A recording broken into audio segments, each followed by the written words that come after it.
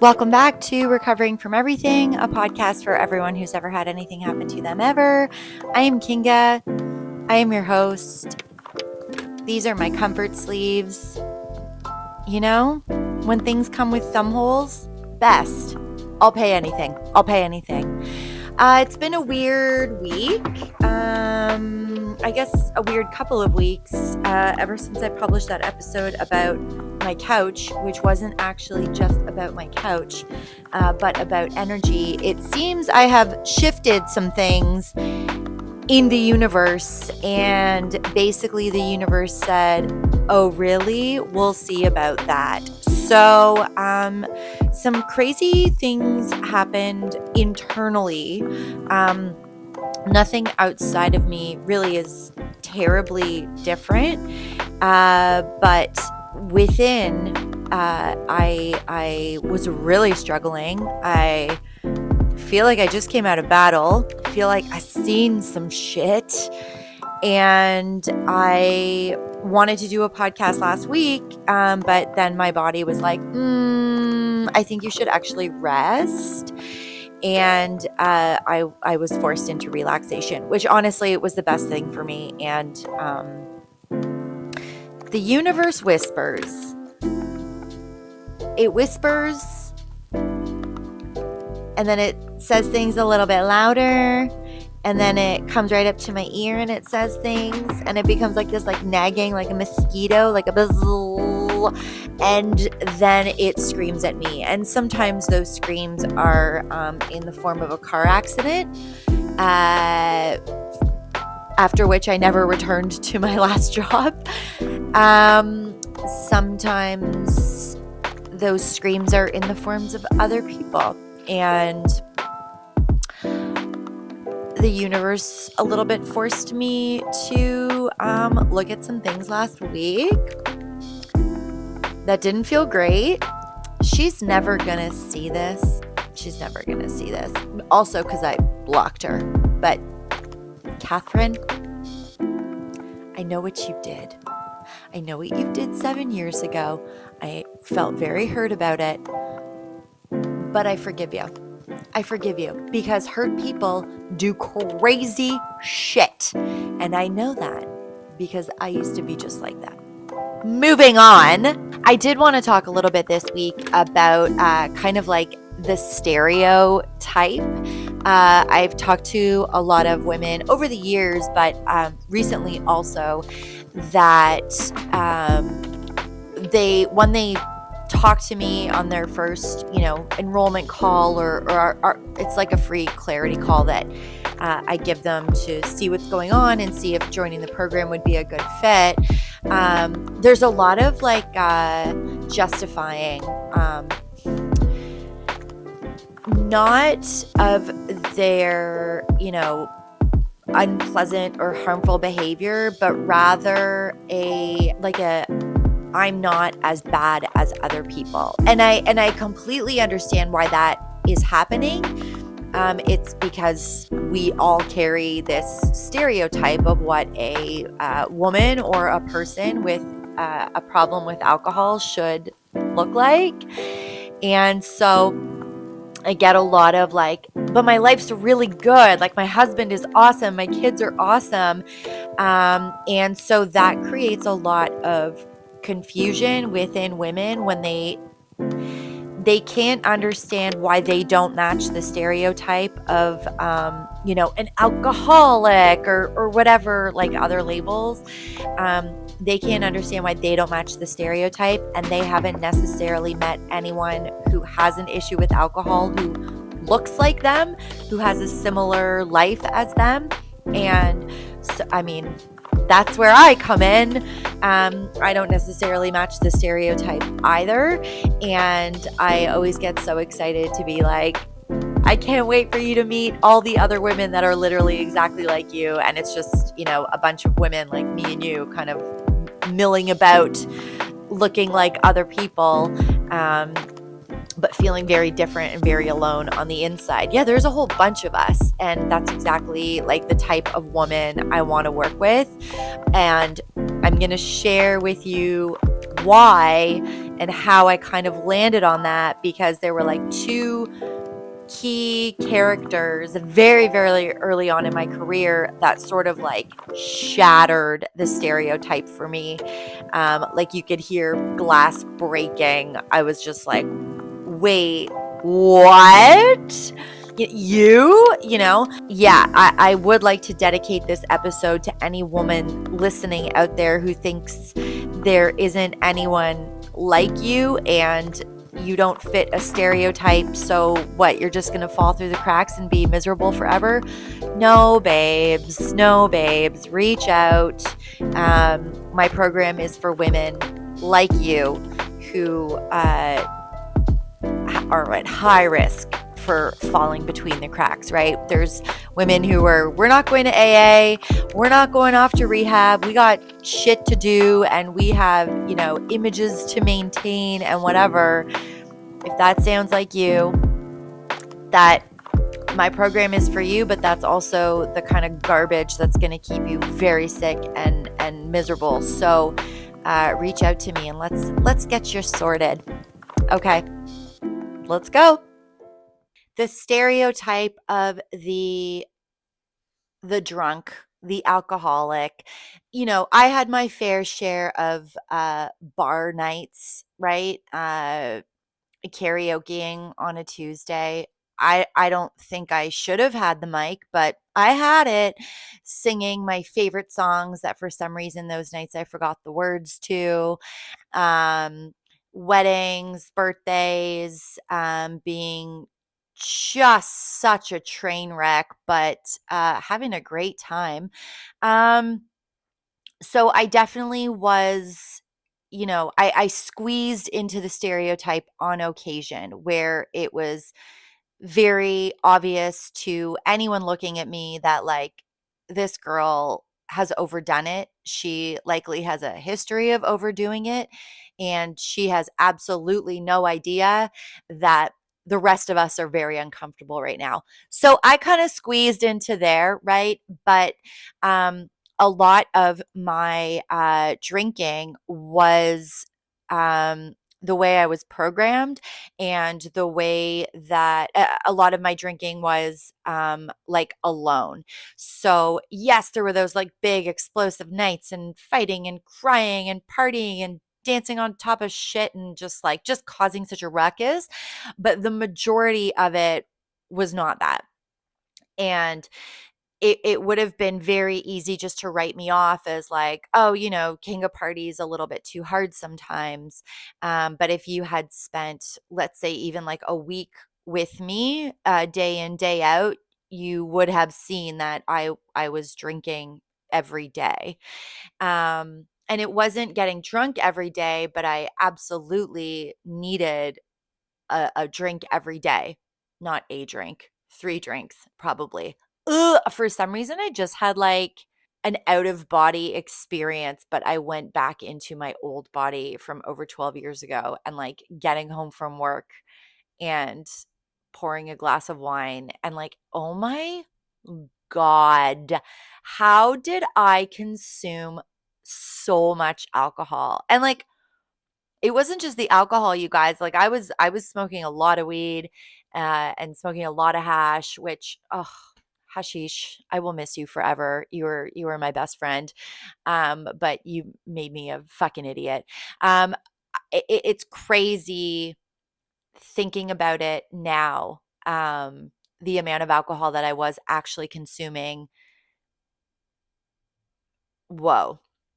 So, anyways, like I said, it's easy on those like big explosive nights to, at the end of the night or the next morning be like, I am never doing that again. That is concerning.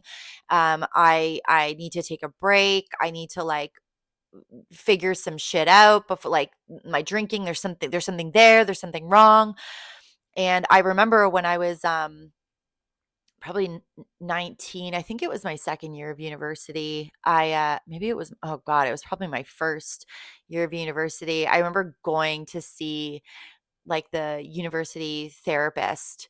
Um, and I said to her, like, I am drinking too much. Something's wrong. I was 20. Yeah, I would have been 19 or 20. Um, Probably 19 actually. Uh, and I said to her, like, I'm drinking too much.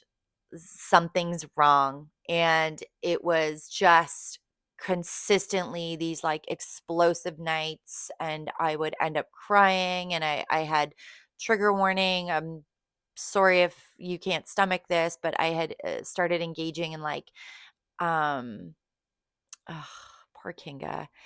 Uh, Kind of like a stereotypical, like self-harming behavior that some people go through. Um, I won't get too explicit. If you ever want to talk about that, DM me and we can shoot the shit about it. But so it was like the end of my nights were so so so intense. Um, and it was probably like my university roommates who were like, dude, like this is not good. Like something's up, or whatever. Anyways, I went to this therapist. I think I've shared this on the pod before, and she was like, "Okay, well, are you drinking first thing in the morning?" And I said, "No." And she's like, "Are you putting booze into like your coffee or your, to go cups or anything during the day?" And I said, "No." And she was like, "Well, it just sounds like you're kind of having a standard university experience." And I was like, "Okay." Like I knew I was like in a very, very, very dark place. And the only times that I was like happy or having fun was when I was under the influence. And there was all this stuff sort of like built up. But when she was like, "Nah, you're good," I was like, "All right." All right, keep doing what I'm doing then. And I did. I proceeded to do the exact same shit. Except, I started working, like I worked through university. I was working after university. And so I had money. And so I could just keep doing that. I was serving in university, which at like this really great restaurant. So I was making like a ton of fucking money. And it became a lifestyle. Like it wasn't like when you're a teenager, it's like, oh, it's such an occasion to drink. Like you're not getting home from school and pouring a glass of wine. It's like, okay, it's like a whole big plan, and you have to figure out how to get your, shitty, sugary alcohol. And it's like a whole occasion, and you're out with your friends. It's like a big, big fun thing.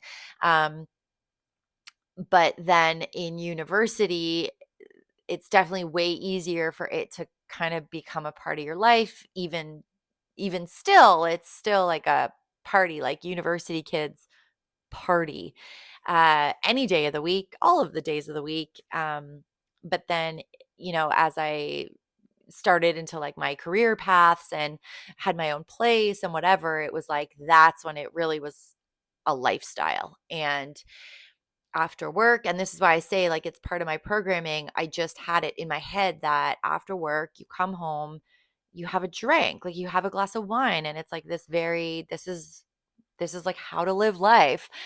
Um, so I did that for a long time, still, having these sort of like big party moments and ruining people's weddings and birthdays. And I'm not saying that as like a cliche thing. I like literally screwed up like a bunch of people's birthdays and then like at least a couple of weddings. So um yikes.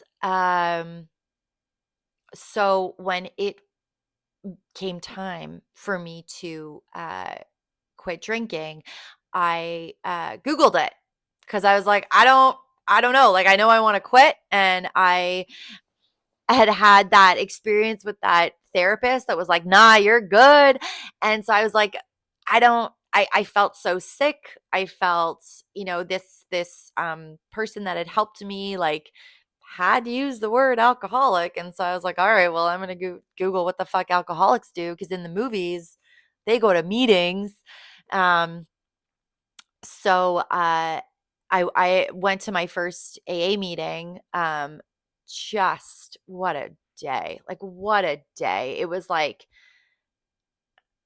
anyways, while I was in that meeting, I I think you guys remember I was working like a very corporate job at the time. And I like saw people from work and I was like, wait. Like I had dragged my ass in there like the most like low bottom, like drunk ever. Like I just felt so shitty and embarrassed about myself and my life. And like, of course there's another thing wrong with Kinga. Like it's just like it's always something with me, isn't it? And to see very like adulty adults in there that were like sober and happy and I don't think I really understood that they were sober and happy. All I knew was like everyone in there had a problem. And so I was like, wait, but these like very adulty like corporate people also have the same problem as me? Like, okay. So that was like the first kind of moment of relief and like the more kind of meetings I went to. Again, I didn't know what the fuck to do, so I was just going to AA because that's what the internet told me to do. And I loved it. I mean, if you ever have had any desire to like read someone's diary, that's what I equate going to AA as. Like it really feels like someone just like opened a page of their diary and they're like bearing their soul and you're like, "Oh my god, I can't believe this person is saying this." Like it's very brave, it's very honest, it's very raw. There's also like the depth of self-awareness that many people have is really really interesting. I digress. Um so that was kind of where I started to see like, okay, like it's not just like low bottom. And so when I mean like rock bottom, it's like there's kind of like high bottom rock bottoms and low bottom rock bottoms. And mine was actually a fairly high bottom, though at the time it felt like a low bottom rock bottom.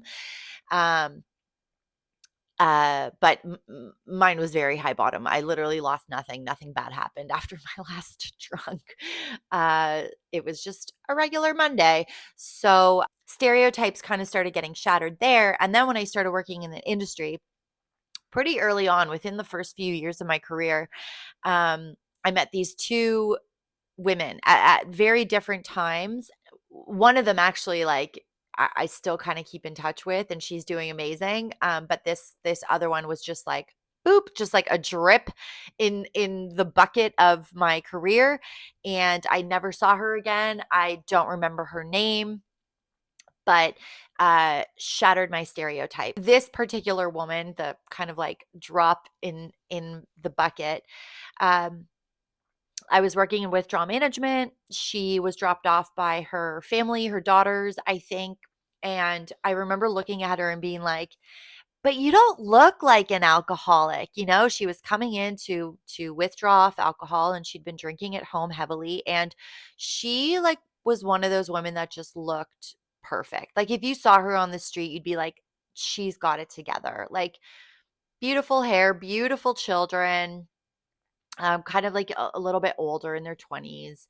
And they had dropped her off and we did the paperwork with her and I think she was under the influence at the time, so we had to let her like stop being intoxicated basically, and then start her acute withdrawals. And I was on a day shift and she had come in at the end of my day shift the day before and I was coming back on a day shift. And so I knew that she was probably going to be pretty fucking sick. I forget how much she was drinking, but she was like a stay at home, like wifey. She was just drinking all day. So I'm like, okay, my second day shift with her, I'm like, she's going to be sick.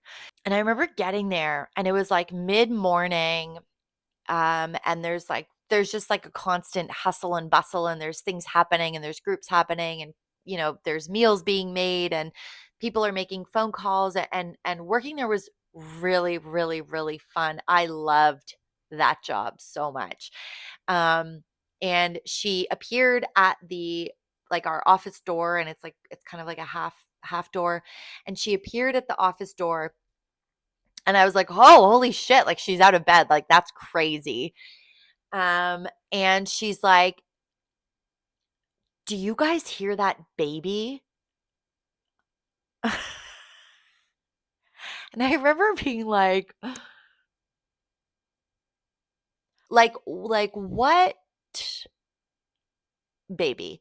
So, and I remember like pausing and kind of listening because our building backed onto like a parking lot, and there was like a hotel behind us. And so I was like, okay, well maybe like that could be legit. And I like kind of paused and was like, no, like, sorry, is that annoying? Like I don't really know. We've got earplugs. So um and she was like, "Oh my gosh, like you can't hear it."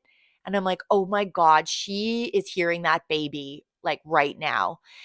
Um and I'm like, "Oh, it's kind of realizing me." So part of alcohol withdrawals, like severe acute alcohol withdrawals, is auditory and visual hallucinations. So it kind of started to like, I'm like, "Oh, okay, like that's what's happening." But like, holy fuck, she's like, usually people are pretty sick. Like picture someone with like a hangover. It's that for like a couple of days. And we can give them vitamins and medications, and like we're literally hand delivering like meals and stuff to them because they're just, it's the worst hangover of your life. Um, so the fact that she just like whoop, zipped over to the to our office there and was like, "Can you guys hear that baby?" I was like, "Oh my god!" So she's like walking and talking, but she's in withdrawals, and it sounds really severe.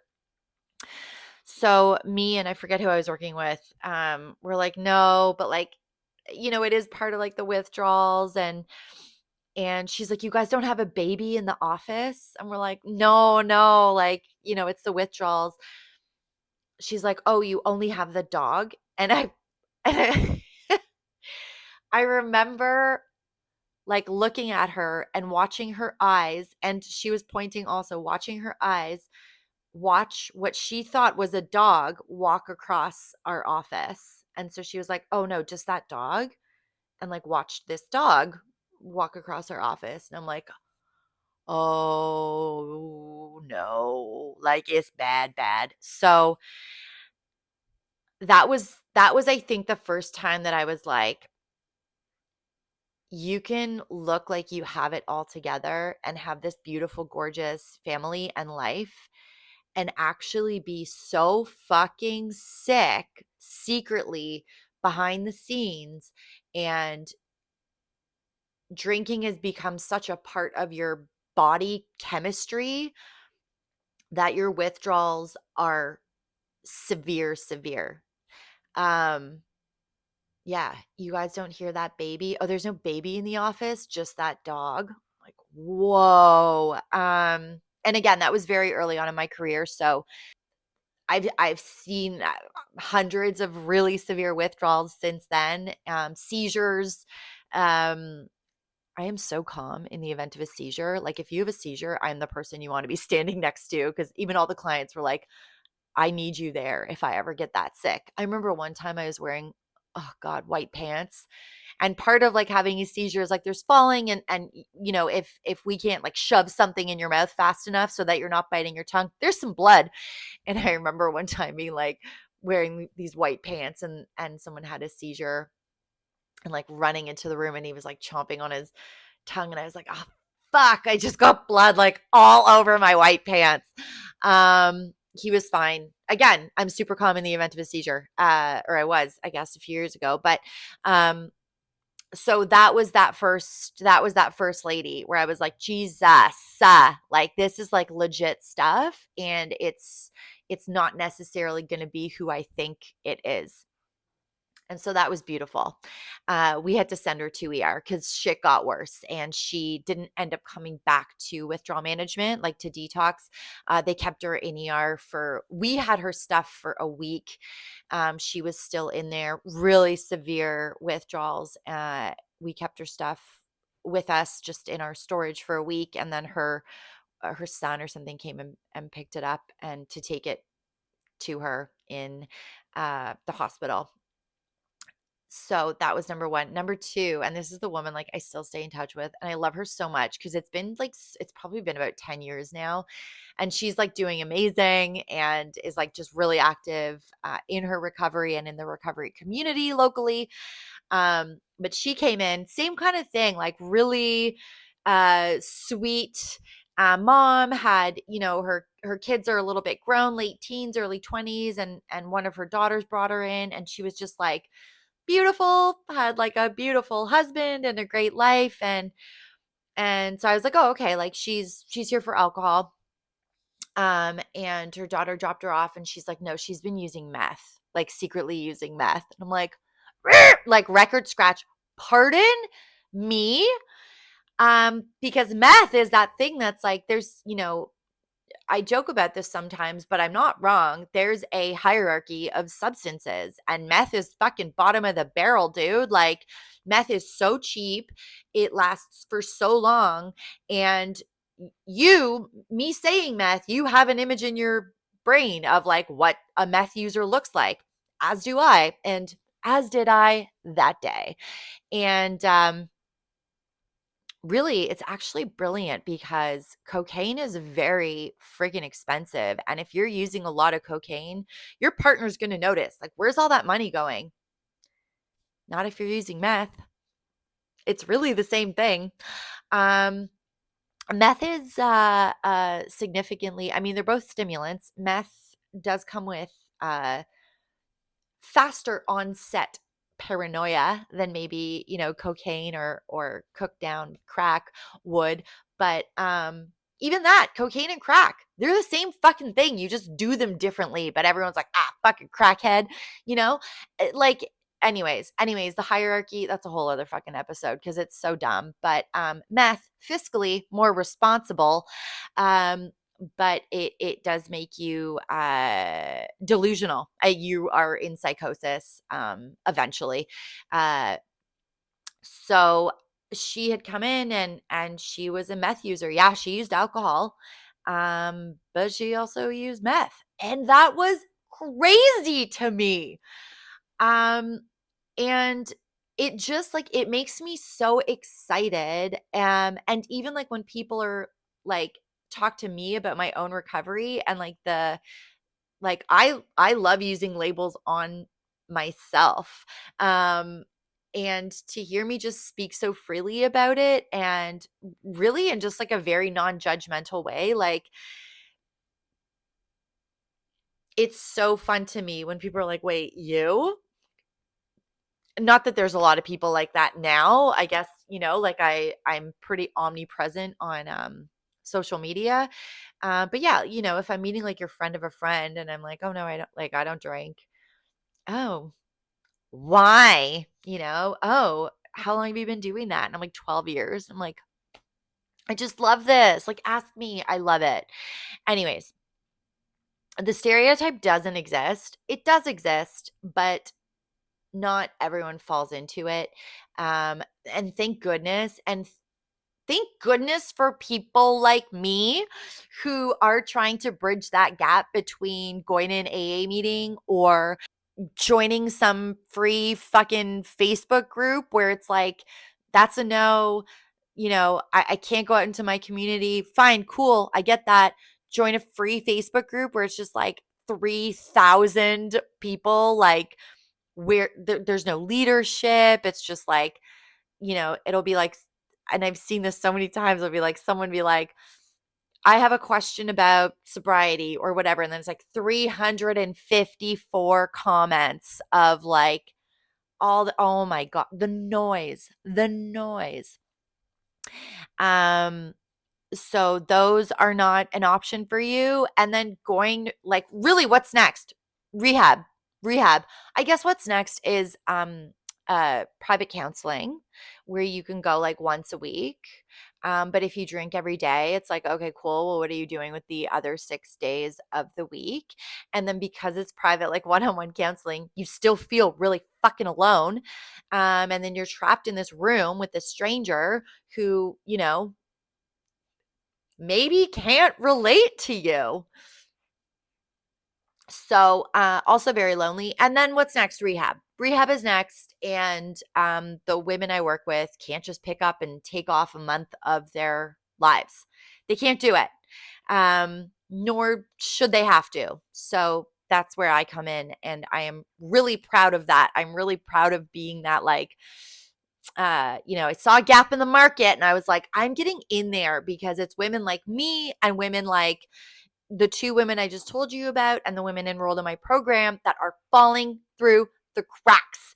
And I want to catch these women before they get to a place where psychosis is a very clear and present danger. Let's get you before, let's figure it out. So that was kind of a soapbox rant, but I hope you found that funny and entertaining. I do get a little ranty when I'm very excited about things. So that's that then. Thank you for listening to another episode of Recovering from Everything, a podcast for everyone who has ever had anything happen to them ever, including alcohol-related psychosis and secret meth use. If that sounds like you, I got you. But probably go see your doctor first. Okay. Love you. See you soon.